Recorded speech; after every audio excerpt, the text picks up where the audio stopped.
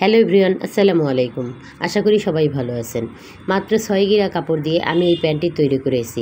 1 থেকে 2 বছরের বাচ্চা এই প্যান্টটি পরতে পারবে। আর এই সুন্দর প্যান্টটি তৈরি করেছি মাত্র 6 গিরা কাপড় দিয়ে। আপনারা চাইলে কিন্তু জামার সাইড থেকে যে বেঁচে যায় টুকরো কাপড়, সেই টুকরো কাপড় দিয়ে আপনারা এই ধরনের প্যান্ট তৈরি করতে পারেন।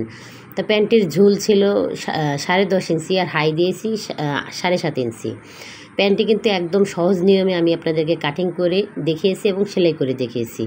আশা করছি পুরো ভিডিওটা স্কিপ না করে দেখবেন, তাহলে সম্পূর্ণটা বুঝতে পারবেন। তো এখানে এই যে দেখেন, আমি 6 গিরা পরিমাণে কাপড় নিয়ে নিয়েছি। এই কাপড়টা কিন্তু এখানে 4 ভাঁজ আছে, আমি আপনাদেরকে দেখিয়ে দিচ্ছি। এখানে প্রথমে ডাবল ভাঁজ নিয়ে তারপরে আবার 4 ভাঁজ দিতে হবে। এই যে দেখেন কাপড়টা ডাবল ভাঁজে আছে, তারপরে এইখানে আমি আবার আরেকটি ভাঁজ দিয়ে নিয়েছি। মোট কথা এখানে 4 ভাঁজে ভাঁজ দিয়ে নিতে হবে।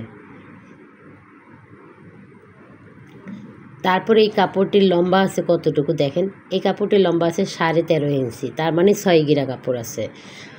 তো এই কাপড়টা কিন্তু আমরা কাটিং করব একদম সহজ নিয়মে, আপনারা মেজারমেন্টটা ফলো করবেন। এই 1.5 ইঞ্চিতে দাগ দিয়েছি, এটা এলাস্টিক জয়েন করব তার জন্য। আর নিচে 1.5 ইঞ্চি দাগ দেব, ওইটা হচ্ছে পায়ের মুহুরিতে সেলাই করার জন্য। তা প্রথমে আমি লম্বা করে দাগ দুটো টেনে নেব। আপনারা পুরো ভিডিওটা স্কিপ না করে দেখবেন। যদিও একদম সহজ নিয়মে আমি ভিডিওতে আপনাদেরকে বলে দিয়েছি, তারপরেও স্কিপ করলে আপনারা অনেক কিছু মিস করে যাবেন, বুঝতে পারবেন না। এই যে দেখেন, এখন আমি হাইয়ের মেজারমেন্ট করে নেব। হাইয়ের মেজারমেন্ট রাখবো এই দাগ থেকে 8 ইঞ্চিতে। এই দাগ থেকে কিন্তু আমি 8 ইঞ্চি দূরে একটি দাগ দিয়েছি, সেটা হচ্ছে হাইয়ের মাপ। আর এবং পায়ের মুহুরির মাপ নেব 6.5 ইঞ্চি। তারপরে আমি সোজা দাগটি দিয়ে নেব আর এইভাবে শেপ করে একটু দাগ দিয়ে নেব। তা হাইয়ের এইখানে আমি কাটিং করে অবশ্যই পায়ের মুহুরির কাছে কাপড় রেখে তারপরে কাটিং করতে হবে। এই যে দেখেন, আমি কিন্তু কাপড় রেখে তারপর কাটিং করেছি। তারপর এই পাশে সুতোগুলো কিছুটা হালকা করে কাটিং করে নেব। আমাদের কিন্তু প্যান্টটা কাটিং করা হয়ে গিয়েছে। এখন প্যান্টের হাইটা আগে জয়েন করে নিতে হবে। প্রথমেই আমি প্যান্টের হাইটা জয়েন করে নেব।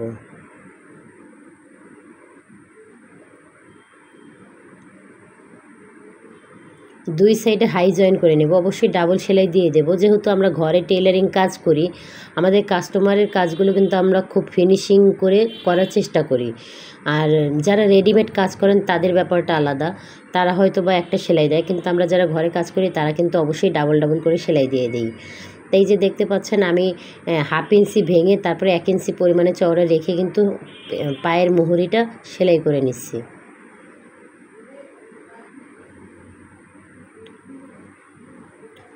পায়ের মুহুরিটা সেলাই করা কিন্তু প্রায় শেষ হয়ে গেছে। এখন আমরা সাইডে যে মানে পায়ের মুহুরি দিয়ে যে ইনসিএম মারতে হয়, আপনারা অনেকে সাইড বলেন বা ইনসিএম বলেন, এটা মূল বিষয় হলো এটা ইনসিএমই বলে এটাকে। তা আমরা ইনসিএমটা জয়েন করে নিলাম, মানে সাইডটা জয়েন করে নিলাম। তা আমি 6.5 ইঞ্চি রেখে কিন্তু তারপরে বাকিটা সেলাই করে নিয়েছি। এখন প্যান্টটাকে উল্টে ভালো করে সুতোগুলো কাটিং করে একটু শেপটা ঠিক করে নিতে হবে। আপনার কাস্টমার থাকবে কিন্তু আপনার কাজের ফিনিশিংয়ের ওপর। আপনি যতটা নিখুঁতভাবে কাজ সেলাই করবেন বা কাস্টমারকে বোঝানোর চেষ্টা করবেন যে কাজটা কত সুন্দর হয়েছে, ততই কিন্তু আপনার রিপিট কাস্টমার হবে। এই যে দেখেন, আমি কিন্তু 1/2 ইঞ্চি একটা সেলাই দিয়ে নিয়েছি এলাস্টিক জয়েন করার জন্য। যেহেতু বাচ্চাটির বয়স 1 বছর, সেহেতু আমি এলাস্টিক নেব এখানে 7 দুগুণে 14 ইঞ্চি। আর এলাস্টিকটা একেবারে টাইটও দেওয়া যাবে না, একেবারে ঢিলও দেওয়া যাবে না, মানে বাচ্চার পেটের সাথে একদম সমান সমান হবে। আপনারা চাইলে কিন্তু এখানে চিকন এলাস্টিক জয়েন করতে পারেন। যেহেতু এটা কাস্টমাইজ প্যান্ট, আমার কাস্টমারের ইচ্ছাই ছিল এখানে চওড়া এলাস্টিক দিতে, তাই সেজন্য আমি চওড়া এলাস্টিক দিয়ে দিয়েছি। আপনারা চাইলে কিন্তু এখানে চিকন এলাস্টিকও জয়েন করতে পারেন। তবে চওড়া এলাস্টিকের প্যান্টগুলো দেখতে কিন্তু খুবই সুন্দর দেখা যায় এবং বাচ্চাদেরকেও পরালে অনেক ভালো দেখা যায়। তারপরে এইভাবে এলাস্টিকটি দিয়ে কিন্তু দেখেন, আমি কিন্তু সেলাই করে নিচ্ছি। খেয়াল রাখতে হবে যাতে এলাস্টিকের উপরে সেলাই না পড়ে।